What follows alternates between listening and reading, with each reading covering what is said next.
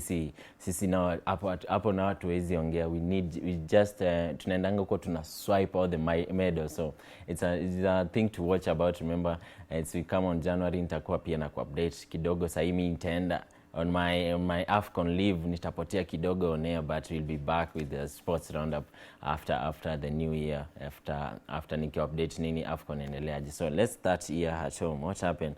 Tunaanza na the National Super League, the NSL. So Equity Bank played against Darajani Gogo. Equity Bank ikapiga Darajani Gogo. That was on Tuesday. And also on Tuesday, there's some other games that were played. Fortune Sacco played against Talanta FC. Fortune Sacco walipiga Talanta FC 3-1. Then Naivas FC walicheza against Gucha Stars. Gucha Stars wakapiga Naivas FC 1-0. Remember, Naivas FC si team kidogo. So it's surprising result to see Gucha Stars wakipiga Naivas FC. And also MCF played against 3K FC. I guess this weekend, this Tuesday ilikuwa Tuesday ya team kubwa kupigwa because 3K FC pia walipigwa na MCF pale. And also Luanda Villa played against Zoia Sugar, ikakuwa draw of 0-0. Then Mofa played against Kisumu All Stars. Kisumu All Stars say sitting at the bottom of the table for the NSL. So seeing Mofa ikipigwa na Kisumu All Stars. And nimekwambia Mofa, ukiangalia Mofa, 3K FC, these are the top teams that people wanasema they might be promoted to the Kenya Premier League. So these are the teams to watch. So unaangalia the result that they are putting it now. Sasa imekuwa one thing because Mofa wakatoka draw ya 1-1 with Kisumu All Stars. Then Mombasa United played against Mwatate United. Mombasa United ikapiga Mwatate United 3-0. Then Kibera ikacheza against Migori. Kibera ikapiga Migori 1-0. This is how the table now looks. At number 1, Migori FC. Migori FC with 29 points still. Hapo imekuwa imelemea hapo juu because nilikuwa nasema Migori FC, then 3K, then Mofa, mostly Mofa, 3K na Migori are those the teams to watch out when you wanaweza kuwa promoted to the Kenya Premier League. Also Mombasa United at number 2 with 25 points. Then 3K FC and wameshikania point with Mofa na Fortune Sacco at number 3, 4 and 5. Then Kibera at number 6 with 22 points. Then Nairobi City at number 7 with 21 points. Then Equity Bank at number 8 with 21 points. Then Zoya Sugar at number 9 with 19 points. Then Talanta FC at number 10 with 19 points as well. Now continue the list, the 4 now zenye wanaangalia relegation is Kisumu All Stars at number 17 with 13 points. Then Vihiga United at number 18 with 12 points. Then Kabati at number 19 with 11 points. Then Mwatate United at number 20 with 7 points. Remember, the top 3 teams are the one to be promoted to the Kenya Premier League. Then the bottom 4 are the one to be now relegated. So keep on watching and keep updating you as we go on. Now, during the Kenya Premier League, before even I get to the men's Premier League, I want to look at the women's Premier League. For the Kenya Premier League, but for the women, before we even touch on the men's side. Remember, the men's side kulikuwa na this game that was very, very waited for. Nairobi United against Tusker FC. Remember, Nairobi United, after all, the end of that tournament, that Confederation Cup, they did not perform as well. Then they came back, and the results were very wanting. So I'll just update you on that shortly. So there's these matches that were played on the weekend before the midweek games. They were played. And Trinity Starlets walicheza against Kayole Starlets. Ukatoka Trinity Starlets ikapiga Kayole Starlets 2-1.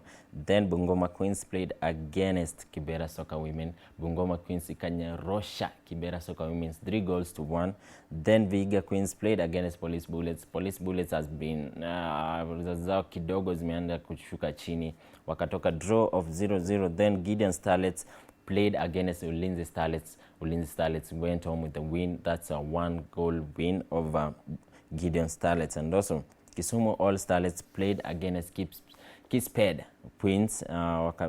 Kisped Queens wakapiga Kisumu All Starlets 2-1. Now this is how the table looks. Remember, Kisumu Starlets, they haven't won any game so far. They just went home with just one draw, so they are sitting on the bottom, number 12, with only one point on 9 games played. Then Kisped Queens with 8 games played but 4 points. Then Kibera Soccer Women's 8 games played as well, then 8 points.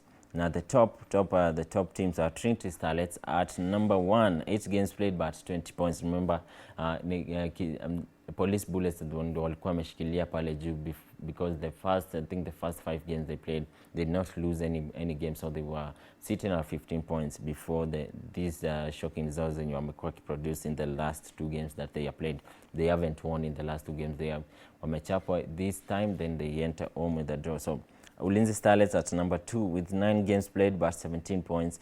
Then Kenya Police Bullets at number 3, 7 games played with 16 points. Then Kayole Starlets at 9 games played, 16 points. Then at number 5 is Zitex Sparks at 9 games played, then 15 points. Then Bungoma Queens at 9 games played, then 13 points. Wako number 6. Then Vihiga Queens at number 7, 7 game plays but 12 points as well. Then Soccer Assassins with 8 games played at number 8 pale with 9 points, and also with another, we are sharing a point with Gideon Starlets at number 9, 9 games played, then 9 points.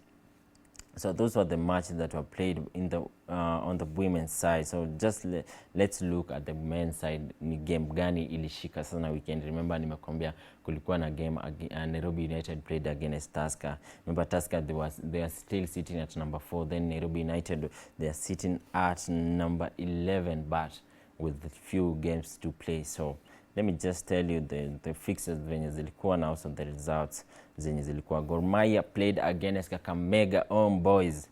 Gor Mahia ilikuwa imeanza kuleta shida kidogo, but sahi still the moment really tena on top with 23 points. They played against Kakamega Homeboys jana and wakaenda home with a one goal win against Kakamega Homeboys with goals from I think I'll update you on that later. Then Mathare United played against Sofapaka.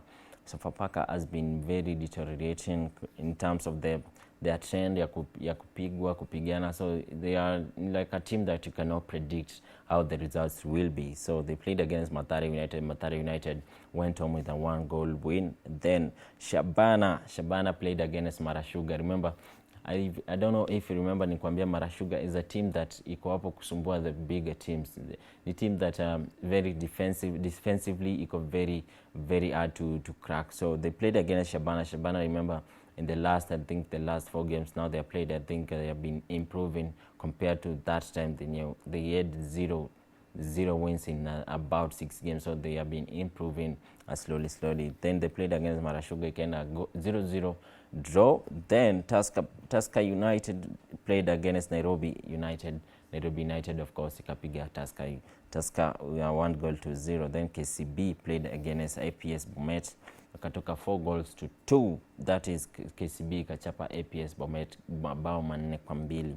Then Posta Rangers played against Bandari FC. Bandari, this was a very, I think it's one of that game that you can watch, like there's nothing going on, there's not much going on, it's just that one of those quiet games, and there's nothing much going on, but it's a very interesting match to see. They played against Posta Rangers. Remember, Posta Rangers this time that walikuwa wamekaa on top of the table for like, I think for like 4 to 5 games hivi. They were just sitting on the top of the table, but now they have not been registering the result that they started registering on the start of the season. Now they played against Bandari, katoka 0-0 draw. Now this is how the table looks. At number 1, Gor Mahia umerudi pale juu at number 1 with 12 games played, but they have 23 points. Then KCB inawafuata pale, which is surprising because KCB is not a team yenye watu walikuwa na expect inaweza kuja kusumbua hapa kwa ligi. So KCB with 13 games played with 21 points. Then Police at number 3, but they have 1 less game to play. So they have played 11 games so far with 21 points. So they have an advantage of 1 game. So if they win their next games wanaweza end up at the top of the table, but I'm not saying they're going to win. You cannot predict that. So then Tusker at number 4 with 14 games played. That's 21 points for them. Then Posta Rangers at number 5 with 14 games played as well, then tying with 21 points with the Tusker.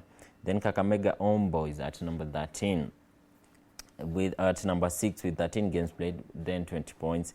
Then Shabana, number 7 at number 7 with 13 games played, then 20 points.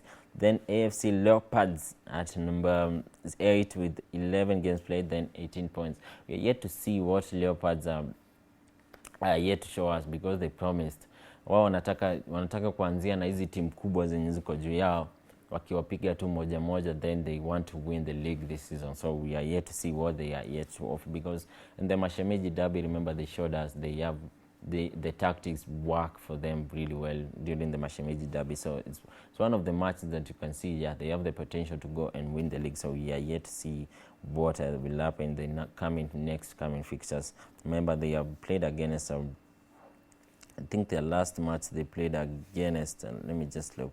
They played against Police. They played against Gor Mahia, then they played against Police. A win for versus Gor Mahia, then a draw versus Police. So it's not a bad, because Police and Gor Mahia is one of the toughest. Remember, Police the one who carried the league last season. So they are aiming to go back to back. So it's a very competitive league so far. Remember, the number 1 is just Gor Mahia with 23 points. That's a points difference of 5. That's almost just 2 games. They have played only 11 games so far, so they have an advantage of 2 or 1 more game. And they have 18 points. Then Marashuga, 13 games played, 18 points as well. Then Mathare United at number 10 with 14 games played at 18 points as well. Then Nairobi United at 10 games played, then they have 16 points, so they have an advantage of 3 games to play. Then Bandari at number 12 with 13 games played, then 14 points. Then the bottom 3 is Moranga Seals with 12 games played, then 12 points. But they are not far off badly, because at number 15 and 14 as well, and also from number 12 to 15 is Bandari, Bidco, Ulinzi, then APS Bomet, with only a point difference, a 2-point difference from number 12 to number 16. So they have you cannot count them off. So they still have an advantage to show what they can do in the league.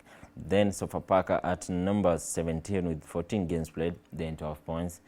Then Kariobangi Sharks, which has been surprising season for them, at number 18 with 12 games played but 8 points. It's been a very bad season for Kariobangi Sharks, because we did not expect them to. As people know, Kariobangi Sharks is that big team in the league. It has been for the past few seasons. So seeing them like they are heading to relegation, I think is one of the shocking things to see. But you don't know what will happen as the season goes on. Remember, we are just on match day 14.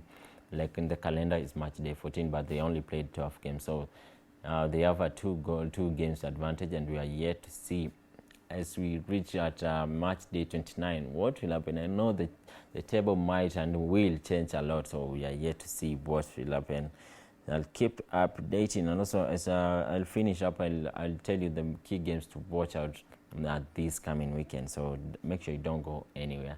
So as we continue, Carabao Cup quarterfinals were played yesterday, and also on Tuesday as well were played. Chelsea played against Cardiff City. They went home with a 2-goal win, with goals from Alejandro Garnacho and Pedro Neto, with a 3-1 win, with goals from Pedro Neto and 2 with a brace from Alejandro Garnacho. And also Manchester City played against which team was this? Let me just confirm. Against Brentford, and they went home with a 2-goal win over Brentford, which was amazing, because I think we want to look at Manchester City as a threat now. I think they have finally found their form, because looking at how this team is performing now, they have Chucky, they have Foden, who has been amazing throughout. I think that from the start of the season up to now, he's been amazing. Also, they have Erling Haaland also, who has been amazing. So I think he's one of the team to watch. And also, Let me just confirm. I think Newcastle also played.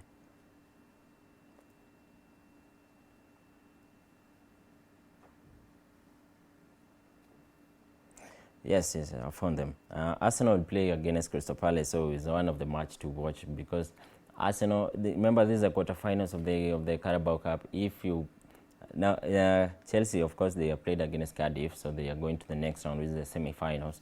Then Arsenal will play against Crystal Palace. Whoever wins in that match will play Chelsea in the semi-finals. So we are waiting to see who will face Chelsea in the semi-finals. Then in the other group is Newcastle played against Fulham, which was a 2-1 win for Newcastle. So they play against City next in the quarterfinals, in the semi-finals of the Carabao Cup, and we are waiting to see nani atenda na ushindi. Those were just the key updates of the midweek. Remember, the Champions League will be played next in this January, so we don't have Champions League for now in hadi January, so we'll meet here again tuangalia champe kunaenda aje.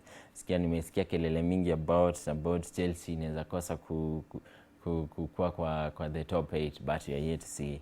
Remember, I think they have played 6 matches so far. We are yet to play 2 more matches, so Champions League, he will update you on that. On Monday, Manchester United played against Bournemouth, which that was in the English Premier League now. Manchester United played against Bournemouth with an early goal from Amad Diallo. Then Semenyo went on to equalize in the 40th minute. Then Casemiro akafunga before they went for the halftime break. Casemiro akafunga with an assist from Bruno Fernandes. I think this was one of the matches, and it was very entertaining to watch. Then after just in the start of the second half, Valinson of Bournemouth went on to equalize yet again. Now ikakuwa 2-2. Then Tavernier of Bournemouth akaenda akafunga that goal. Then Bruno made an amazing free kick in the 77 minutes to equalize the game once again. Then Cunha in the 79 minutes akafunga just to make the game to be 4-3. Then in the 84th minutes, Bournemouth wakafunga to make it 4-4, and the game ikaisha 4-4. So this was one of the most entertaining game of the weekend in the English Premier League. And some other key games that were played was Brentford played against Leeds, ikatoka 1-1 draw. Then Crystal Palace played against Manchester City, ikatoka 3-0 for Manchester City with a brace from Haaland as well, and also Foden akafunga. Then Forest played against Tottenham ikanyoroshwa na Nottingham Forest 3-0. Then Sunderland played against Newcastle. Remember, they have that type of rivalry with Newcastle from kitambo wamekuwa wakizushana sana.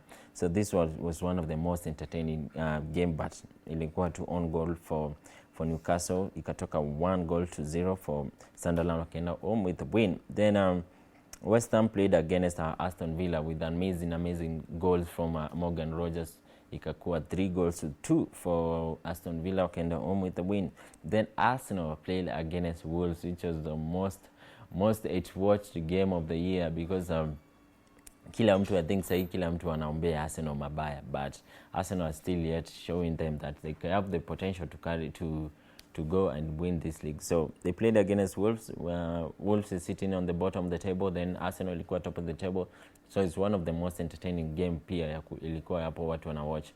Then goals from, I think all of the goals that were scored were from Wolves, because two of the goals from Arsenal zilikuwa own goals from Wolves. So it was one of the key matches to watch. And also Fulham played against Burnley with 3 goals from Fulham, and 3 goals from Fulham. Then Burnley wakafunga 2-2 just to make the game 3-2. Then Chelsea played against Everton. Cole Palmer back from the injury with a goal, and also Malo Gusto scored to make the game 2-0. Then Liverpool played against Brighton. I think this was the most anticipated game, because we had heard what was going on with the Salah and also with Liverpool. So ikaisha 2-0 with a goal from Hugo Ekitike, and also an assist from the king himself, Mohamed Salah. So that was one of the key matches to watch. So this is how the table looks. Arsenal at number 1 with 36 points. Then Manchester City at number 2 with 34 points. Then Aston Villa at number 3 with 33 points. Then Chelsea at number 4 with 28 points. Then Crystal Palace at number 5 with 26 points. Then Manchester United inasema iache nyuma at number 6 with the 26 points as well. Then Liverpool with 26 points at number 7. Then Sunderland pale tu wakimbiza at number 8 with 26 points as well. Then Everton at number 9 with 24 points. Then at number 10 is Brighton. Then at number 11 is Tottenham. Then at number 12 is Newcastle, both having 22 points as well. Then Bournemouth at number 13 with 21 points. Then Fulham at number 14 with 20 points. Then the bottom 3 ni West Ham, Burnley and Wolves. West Ham with 13 points, Burnley 10 points, then Wolves with 2 shocking points. That means may draw 2 times in the 16 games that they have played. So it looks like relegation definitely is coming for them. So these are the key matches to watch this weekend. Certainly, acha tu nianze na EPL, then I'll show you on the KPL which are the key matches to watch this weekend. So Chelsea will be playing Newcastle on Saturday at 3:30. So pale social media you can make the prediction for this game. Unaone nani ataenda home with the win. Is it Chelsea? Is it Newcastle? So that was one of the key matches to watch. Remember, hii game itachezwa pale. I think Chelsea will be away, so it's a tough game for Chelsea. And also Bournemouth will play against Burnley. Then Brighton will play against Sunderland. Then Manchester City will play against West Ham. Then Tottenham and Liverpool are going to face each other, so it's one of the key matches to watch. And also Everton will face Arsenal. Remember, say Arsenal sitting on the table, just 2 points difference from City, so they don't want to make any mistakes in this coming fixtures before January, or even after January. Remember, this January they have very tough matches. They face let me just confirm. They have very tough matches. I saw that they face Everton next. Then after Everton, they face Brighton, then Aston Villa, then Bournemouth, then Liverpool. So those 5 games are I think they are very tough. I think the easy one is just Brighton. Maybe no, Brighton you cannot really count them out as easy one. Remember, they have also Crystal Palace in the Carabao Cup, so they have very tough fixtures. So just continue after they play against. They play against Crystal Palace in the Carabao Cup. Then they play against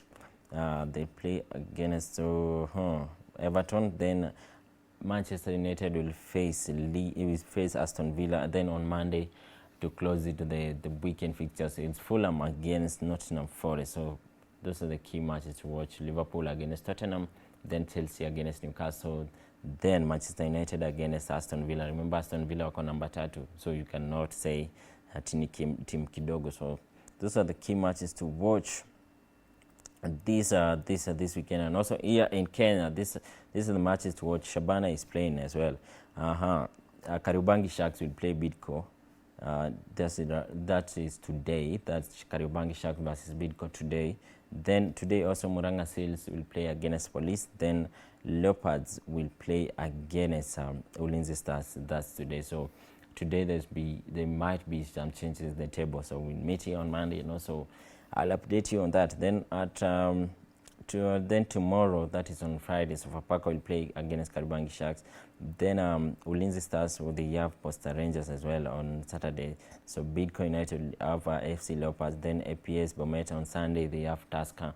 Then Marashuga, they have Murang'a Seals. That is Sunday. Then Bandari Sunday, they have Mathare United. Then Nairobi United with Gor Mahia on Sunday. So Gor Mahia, Nairobi United, that is one of a hell of a game to watch.